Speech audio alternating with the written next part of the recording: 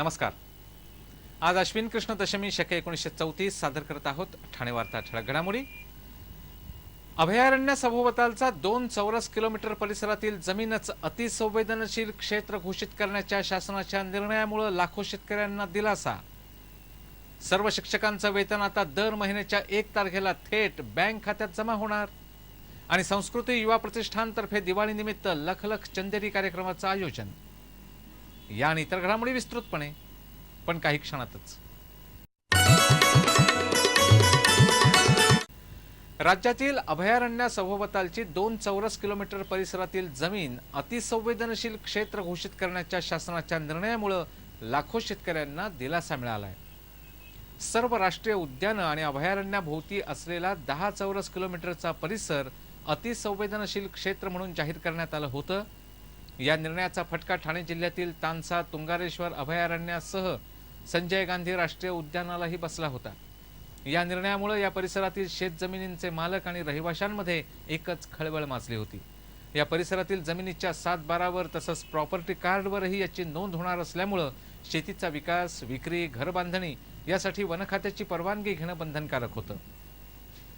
शेतीसाठी रासायनिक खतं, कीटकनाशकं वापरणं, ट्रॅक्टर तसंच वीट भट्ट्या लावणं, ऊसाची लागवड, कोणतंही खोदकाम यावर बंदी आली होती।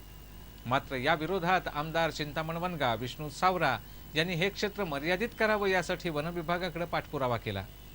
या आदेशामुळे शेतकरी उद्ध्वस्त होणार असल्यानं या आदेशात बदल करावा अशी मागणीही करण्यात आली होती। सततच्या पाठपुराव्यानंतर केंद्र शासनानं सुधारित आदेश जारी केला असून यानुसार संवेदनशील क्षेत्राचं अ, ब, क, ड अशा 4 विभागात वर्गीकरण करण्यात आलंय। अ वर्गासाठी 2 चौरस किलोमीटर, ब वर्गासाठी 1 चौरस किलोमीटर, क वर्गासाठी 500 चौरस किलोमीटर तर ड वर्गासाठी 100 चौरस किलोमीटर क्षेत्र हे अतिसंवेदनशील क्षेत्र म्हणून घोषित करण्यात आलंय। शासनाच्या या निर्णयामुळे शेतकरी वर्गाला मोठा दिलासा मिळालाय। मुंबई महानगर विकास प्राधिकरणाचा व्याप कमी करत ठाण्यामध्येही स्वतंत्र विकास प्राधिकरण निर्माण करावं अशी मागणी माजी उपमुख्यमंत्री अजित पवार यांनी काल कोपरखैरणे इथं बोलताना केली। ठाणे बेलापूर रस्त्यालगत सेवा रस्ता तयार करण्याचा शुभारंभ अजित पवार यांच्या हस्ते झाला, त्यावेळी ते बोलत होते। या रस्त्यावर वाढणारी वाहतूक पाहता या रस्त्यावर भविष्यात अधिक वाहतूक कोंडी होण्याची शक्यता आहे, त्यामुळे हा सेवा रस्ता उपयुक्त ठरेल असा विश्वास अजित पवार यांनी यावेळी बोलताना व्यक्त केला। विरोधकांकडे विरोधासाठी मुद्देच शिल्लक राहिले नसल्यानं विरोधक राष्ट्रवादी काँग्रेसची कोंडी करण्याचा प्रयत्न करत असल्याचं त्यांनी सांगितलं। सिंचन घोटाळ्याच्या आरोपावरून नव्हे तर श्वेतपत्रिकेत हस्तक्षेप नको म्हणून चौकशीसाठी मार्ग मोकळा करत राजीनामा दिल्याचं अजित पवार यावेळी म्हणाले। सत्यसाईबाबांच्या संस्थेला नाममात्र दरात सिडको भूखंड देऊ शकते, तर नागरिकांच्या सोयी सुविधांसाठी आवश्यक भूखंड देताना केवळ पैशावरून वाद कशाला असा टोला लगावत व्हिडिओकॉनला दिलेली जमीन त्यांचा प्रकल्प रद्द झाल्यानं परत घेतली जाणार असल्याचं अजित पवार यांनी यावेळी बोलताना सांगितलं। संस्कृती युवा प्रतिष्ठानतर्फे दिवाळी निमित्तानं लखलख चंदेरी या सांस्कृतिक कार्यक्रमाचं आयोजन करण्यात आलंय। येत्या रविवारी म्हणजे 11 नोव्हेंबर रोजी उन्नती मैदान इथं संध्याकाळी हा कार्यक्रम होणार आहे। या कार्यक्रमात मराठी चित्रपटाच्या 100 वर्षांच्या प्रवासाचे विविध टप्पे सादर केले जातील।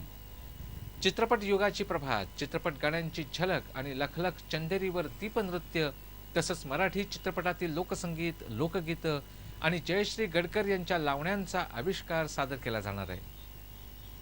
महाराष्ट्राच्या संस्कृती परंपरेचं दर्शन घडवणारी गीत नृत्य, शेतीविषयक गाणी, आदिवासी चित्रपट संगीत, दादा कोंडके, अशोक सराफ, सचिन, लक्ष्मीकांत बेर्डे आणि महेश कोठारे यांच्या काळातील गाणी आणि नृत्यांची झलक तसंच आजच्या पिढीचं गीत संगीत या कार्यक्रमात सादर केलं जाईल। हा कार्यक्रम विनामूल्य असून कार्यक्रमाच्या प्रवेशिका आमदार प्रताप सरनाईक यांच्या जनसंपर्क कार्यालयात उपलब्ध करून देण्यात आले आहेत। ठाणे लाचलुचपत प्रतिबंधक विभागानं हाती घेतलेल्या मोहिमेला ठाण्यात चांगला प्रतिसाद मिळत असून या वर्षात पहिल्या 10 महिन्यात 12 खासगी व्यक्ती, 51 शासकीय कर्मचाऱ्यांसह 63 जणांना अटक करण्यात आली आहे।